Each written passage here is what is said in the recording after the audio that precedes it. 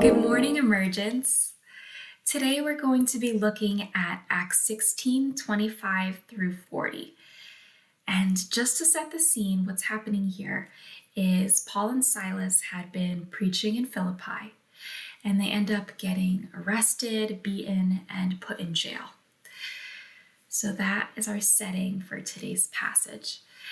And as I was reading through, I kind of had a thought come to mind of this experience that I often have as a counselor of survivors of trauma, where someone is telling me about their situation that they've been through, any scenario that's happened, and I, in my mind, might fill in the blank of how I think a typical response would be to that situation.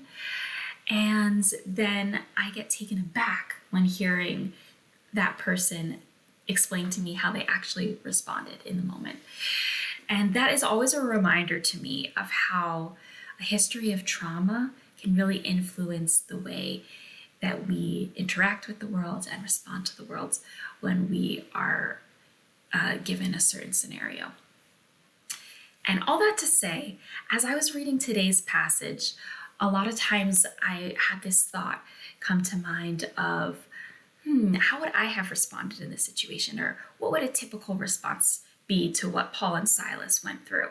And as I fill in the blanks there, it was even more impactful to me to hear what Paul and Silas did in the face of suffering. So I'm going to invite us into that exercise today to kind of fill in the blanks for ourselves a little bit and to see and bear witness in this passage to how having an encounter with the goodness of God and the gospel can drastically impact how we respond when we're put into positions of challenge and suffering. So we'll start with the very beginning here in verse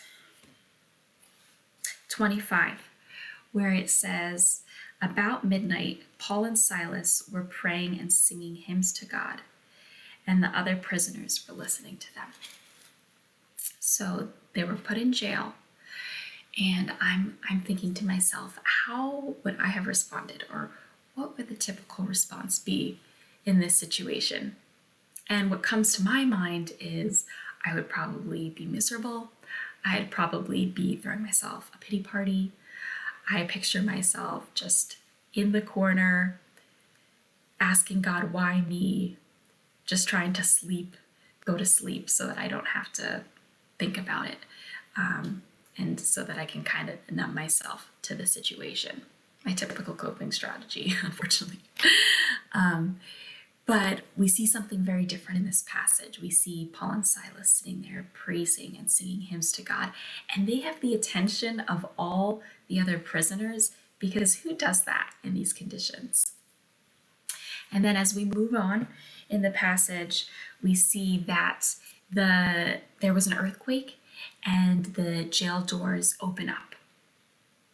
So again, I invite us to stop and think, all right, what would a typical response be when a miracle like that happened? And again, as I fill in the blank, I think I would be trying to get out of there as quickly as possible. But that's not what we see from Paul and Silas. So I'm going to read that portion for us, starting at verse 31. They replied to the jailer. So the jailer called for the lights, rushed in, and fell trembling before Paul and Silas, since they shouted out to him that they were still there. He then brought them out and asked, "Sirs, what must I do to be saved?" And they replied, "Believe in the Lord Jesus, and you will be saved, you and your household." Then they spoke the word of the Lord to him and to all the others in his house. At that hour of the night, the jailer took them and washed their wounds. Then immediately he and all his family were baptized. The jailer brought them into his house and set a meal before them. He was filled with joy because he had come to believe in God, he and his whole family. So Paul and Silas are ministering, encouraging, preaching the gospel to this jailer and his family. That's their first response after the jail doors kind of break loose. And if that wasn't enough, They go on afterwards and they met with others in the community and continued to encourage them. So I think the difference here in this passage is that they weren't living their lives just for themselves. They were acting in accordance to God's mission, and their attitude and their behaviors reflected that. This was such an exhortation for me today. I think we're reminded from this passage to just keep praising God in our suffering that we may be facing from COVID or whatever else is going on in our lives, and to live out God's calling in a way that may appear strange to the onlooker, because that's what really drew the attention of all of these people in the community to Paul and Silas's message. And this is really a part of what it means to plow a counterculture.